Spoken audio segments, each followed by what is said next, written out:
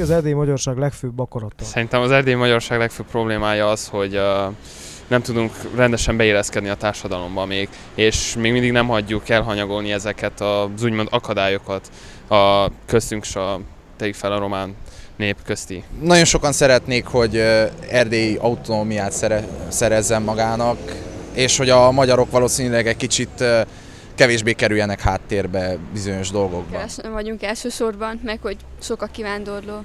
A magyarok tömörüljenek egybe, és tudják kivívni a céljukat, és főleg a fiatalság fogjon össze, és itt is meg lehet élni, csak éppen akarni kell valamit megcsinálni.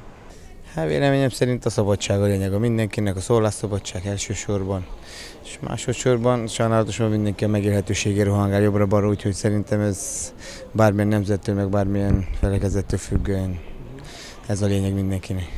Az, hogy a hivatalokban is talán tudjunk magyarul nyilatkozni, meg beszélni, sokkal könnyebb. Könnyebben tudjunk akár Marosvásárhelyen, itt Romániába beszélni.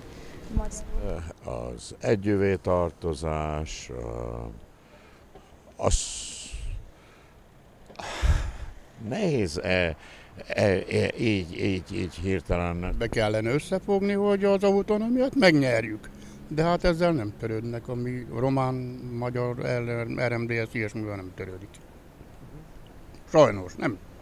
Nem, még azt sem tudjuk, hogy kihez forduljunk valamiért, valami problémánk van. És szerintem az autonómia, már mindenki ezt mondja. Mi az erdélyi magyar politikum legfőbb dolga? Hát a széthúzás, ha nem volna, az jó volna, ugye, mert de sajnos sok a meghasonult ember. Hát legyünk elsők mi is mindenbe.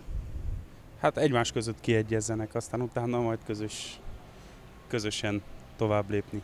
Felkarolja a magyarságot, már beszélünk, milyen mi etnikai kisebbségben vagyunk, de nem úgy, hogy csak a saját meggazdagodásunkra törekedünk, és mással abszolút nem foglalkozunk, tehát a magyarsággal abszolút félre nyomták. Örüljünk annak, hogy itt vagyunk, magyarok vagyunk, és még mindig megmaradt ez a nép.